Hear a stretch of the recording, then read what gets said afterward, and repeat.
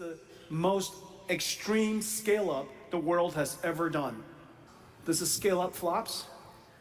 Hopper is 1x, Blackwell 68x, Rubin is 900x. Scale-up flops. Every single layer of computing has been transformed. The amount of computation we need at this point, as a result of agentic AI, as a result of reasoning, is easily 100 times more than we thought we needed this time last year. We made a fundamental transition in computer architecture. I just want you to know that, in fact, I've shown you a version of this about 3 years ago. It was called Grace Hopper, and the system was called Ranger. 3 years ago, we showed Ranger working, and it was way too large, but it was exactly the right idea. We were trying to solve scale up. Distributed computing is about using a whole lot of different computers working together to solve a very large problem. But there's no replacement for scaling up before you scale out. Both are important, but you want to scale up first before you scale out.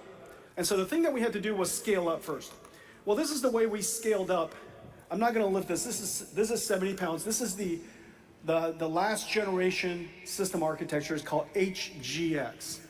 This revolutionized computing as we know it. This revolutionized artificial intelligence. This is 8 GPUs. 8 GPUs. Each one of them is kind of like this.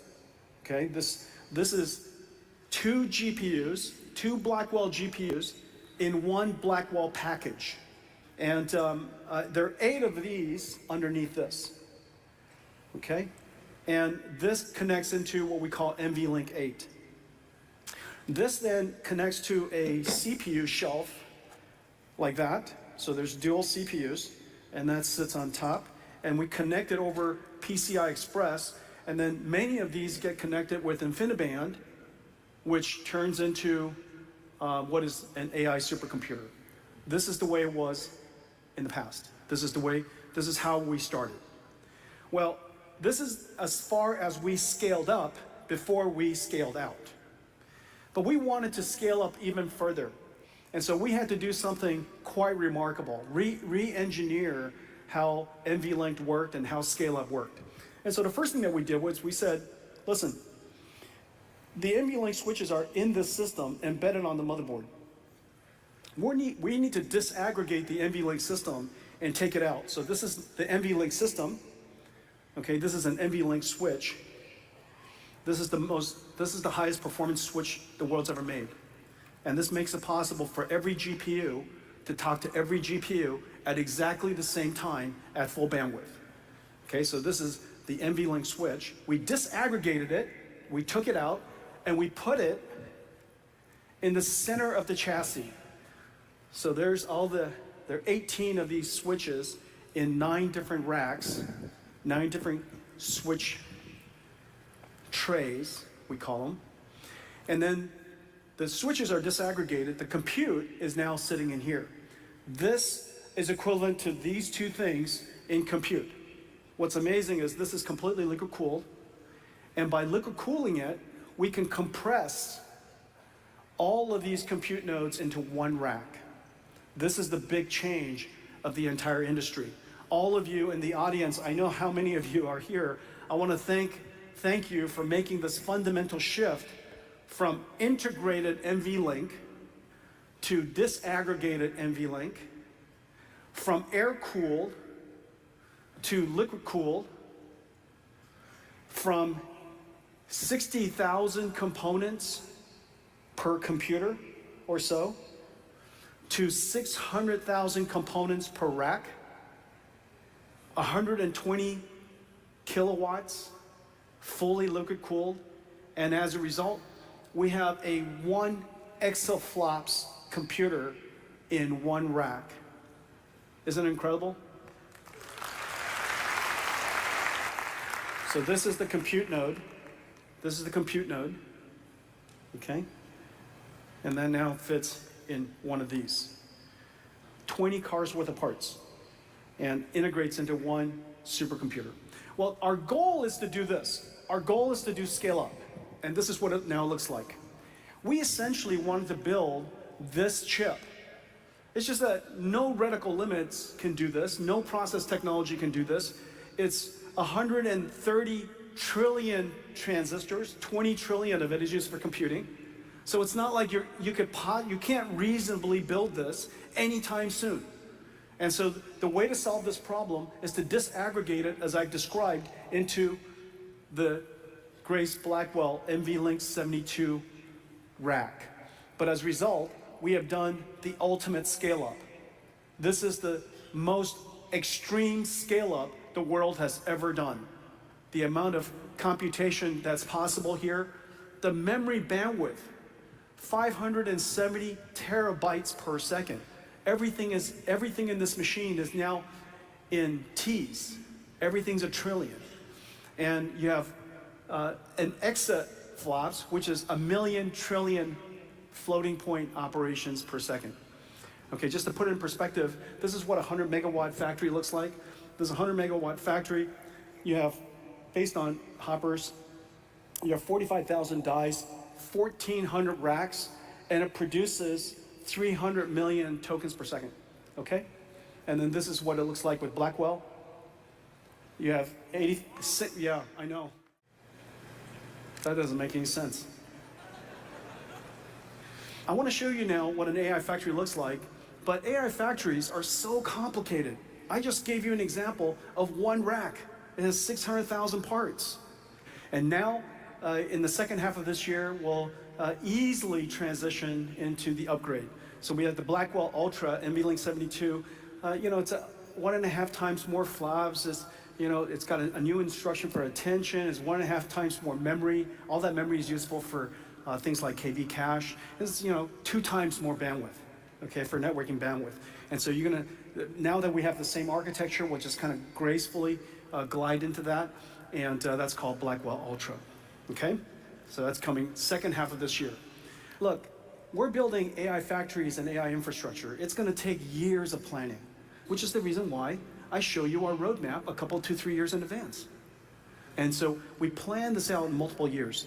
The next click, 1 year out, is named after an astronomer, and her grandkids are here. Her name is Vera Rubin. She discovered dark matter. Vera Rubin is incredible because the CPU is new. It's twice the performance of Grace, and more memory, more bandwidth, and yet just a little tiny 50-watt CPU is really quite incredible, okay? And Rubin, brand new GPU, CX9, brand new networking smart NIC, NVLink 6, brand new NVLink, brand new memories, HBM4. Basically, everything is brand new except for the chassis. And this way, we could take a whole lot of risk in one direction and not risk a whole bunch of other things related to the infrastructure. And so Vera Rubin, NVLink 144, is the second half of next year.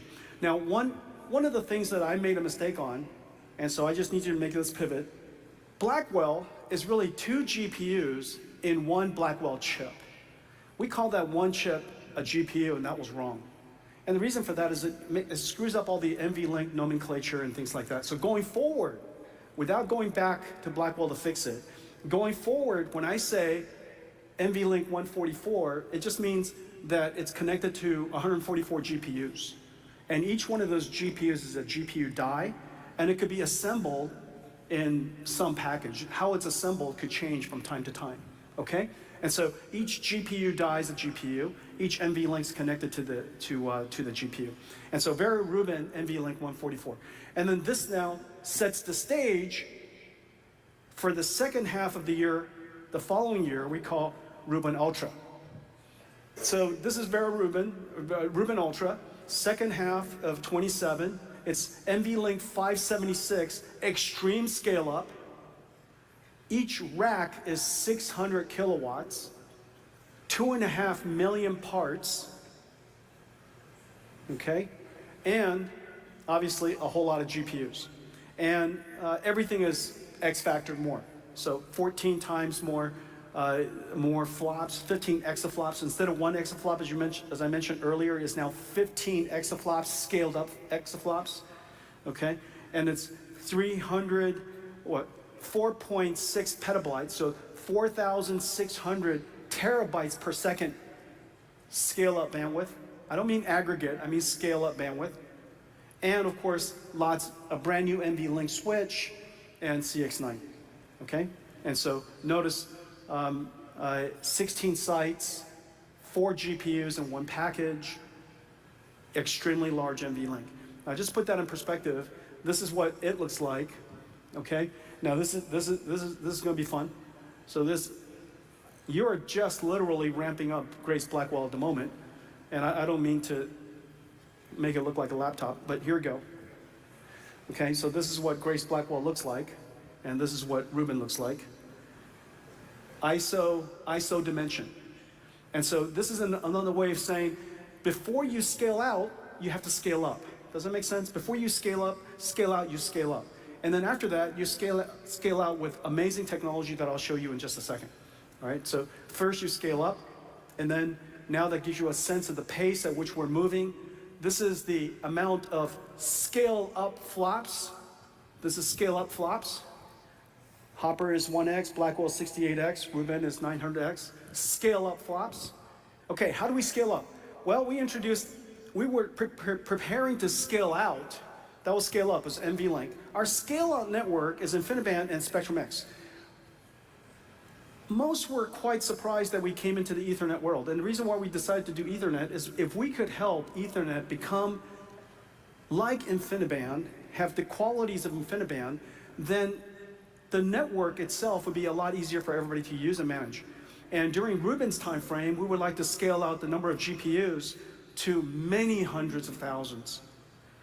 Now, the challenge with scaling out GPUs to many hundreds of thousands is the connection of the scale out. This connection on scale up is copper. We should use copper as far as we can, and that's, call it a meter or two. And that's incredibly good connectivity, very high reliability, very good energy efficiency, very low cost. And so we use copper as much as we can on scale up, but on scale out, where the data centers are now the size of the stadium, we're going to need something much long distance running. And this is where silicon photonics comes in. The challenge of silicon photonics has been that the transceivers consume a lot of energy. So first of all, we're announcing NVIDIA's first co-packaged option, silicon photonics system. It is the world's first 1.6 terabit per second CPO.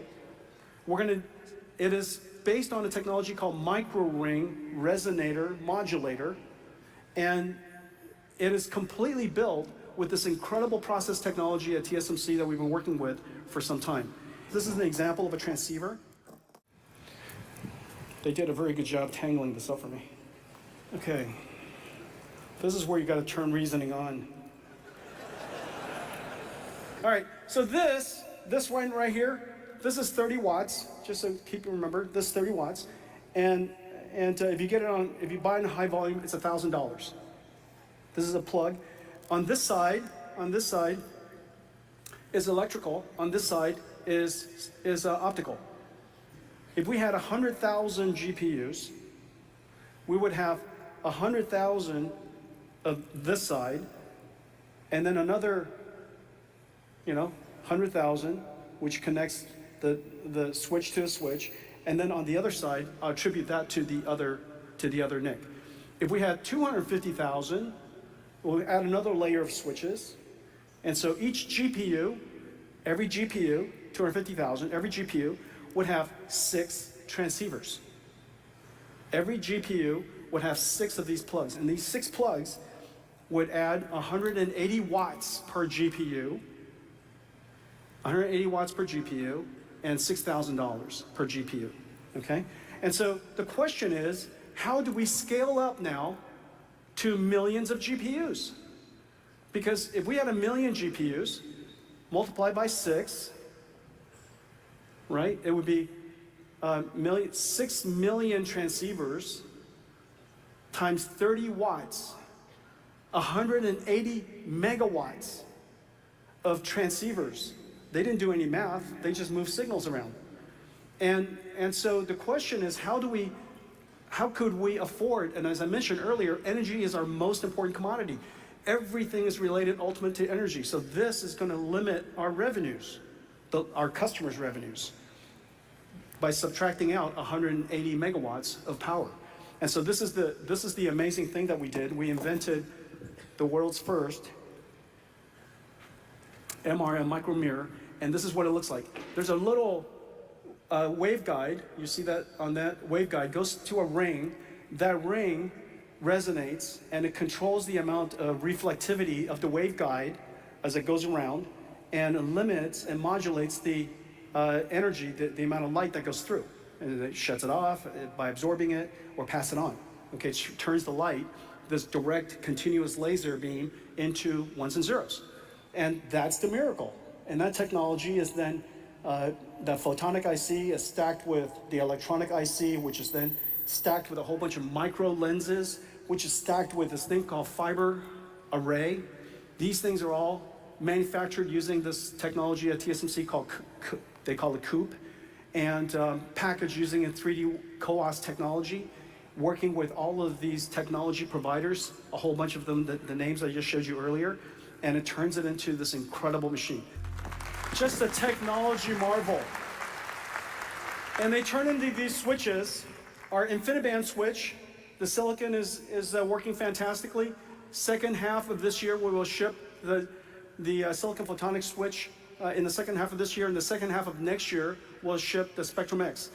Because of the MRM choice, because of the incredible technology risks that over the last 5 years that we did, and filed hundreds of patents, and we've licensed it to our partners so that we can all build them. Now, we're in a position to put silicon photonics with co-packaged options, no transceivers, fiber, direct fiber into our switches with a radix of 512. This is the 512 ports. This would just simply not be possible any other way. And so this now set us up to be able to scale up to these multi-100,000 GPUs and multi-million GPUs. And the benefit, just so you imagine this, it's incredible. In a data center, we could save, let's say 60 megawatts. 6 megawatts is 10 Rubin Ultra racks. 6 megawatts is 10 Rubin Ultra racks, right? And 60, that's a lot. 100 Rubin Ultra racks of power that we can now deploy into Rubins. All right, so this is our roadmap. Once a year, an architecture every 2 years, a new product line every single year, X factors up, and we try to take silicon risk or networking risk or system chassis risk in pieces so that we can move the industry forward as we pursue these incredible technology. Our next generation will be named after Feynman.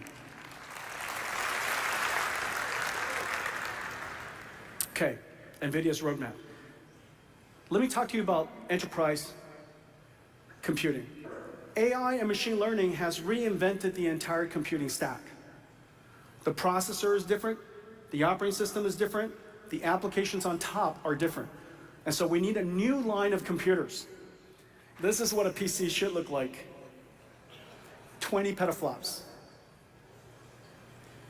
Unbelievable, 72 CPU cores, chip-to-chip interface, HBM memory, and just in case, some PCI Express slots for your GeForce. Okay, so this is called DGX Station. DGX Spark and DGX Station are going to be available by all of the OEMs. HP, Dell, Lenovo, Asus. It's going to be manufactured for data scientists and researchers all over the world. This is the computer of the age of AI. This is what computers should look like. And this is what computers will run in the future. And we have a whole lineup for enterprise now, from little tiny one to workstation ones, the server ones to supercomputer ones, and these will be available by all of our partners. So next, let's go somewhere else. Let's go talk about robotics, shall we?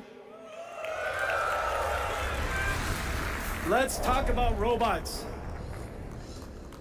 There are all kinds of robotic systems. Your infrastructure will be robotic. Billions of cameras in warehouses and factories, 10, 20 million factories around the world. Every car is already a robot, as I mentioned earlier, and then now we're building general robots. Everybody pay attention to this space. This could very well likely be the largest industry of all. At its core, we have the same challenges. As I mentioned before, there are three that we focus on. They are rather systematic. One, how do you solve the data problem? How, where do you create the data necessary to train the AI? Two, what's the model architecture? And then three, what's the scaling laws? How can we scale either the data, the compute, or both, so that we can make AIs smarter and smarter and smarter? How do we scale? And those fundamental problems exist in robotics as well. In robotics, we created a system called Omniverse. It's our operating system for physical AIs. You've heard me talk about Omniverse for a long time. We added two technologies to it. Today I'm going to show you two things. One of them is so that we could scale AI with generative capabilities. A generative model that understands the physical world. We call it Cosmos. Using Omniverse to condition Cosmos, and using Cosmos to generate an infinite number of environments allows us to create data that is grounded, controlled by us, and yet be systematically infinite at the same time. Okay, so you see Omniverse, we use candy colors to give you an example of us controlling the robot in the scenario perfectly, and yet Cosmos can create all these virtual environments. The second thing, just as we were talking about earlier, one of the incredible scaling capabilities of language models today is reinforcement learning, verifiable rewards. The question is, what's the verifiable rewards in robotics? And as we know very well, it's the laws of physics. Verifiable physics rewards. And so we need an incredible physics engine. Well, most physics engines have been designed for a variety of reasons. They could be designed because we want to use it for large machineries, or maybe we design it for virtual worlds, video games and such.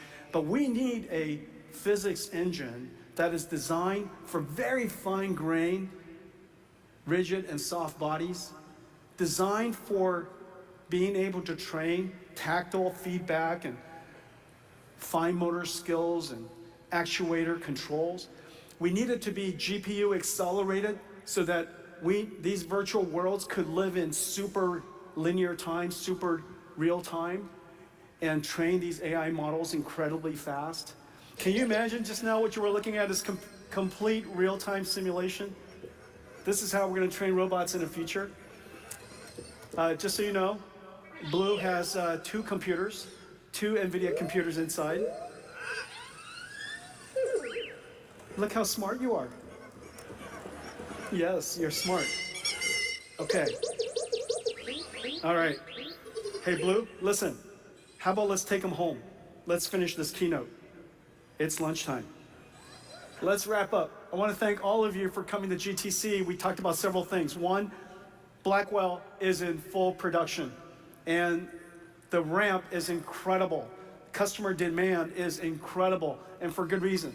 Because there's an inflection point in AI, the amount of computation we have to do in AI is so much greater as a result of reasoning AI and the training of reasoning AI systems and agentic systems. Second, Blackwell NVLink 72 with Dynamo is 40 times the performance, AI factory performance of Hopper.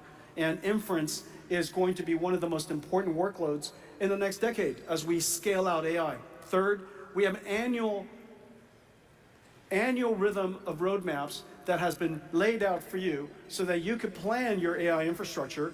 And then we have three AI infrastructures we're building. AI infrastructure for the cloud, AI infrastructure for enterprise, and AI infrastructure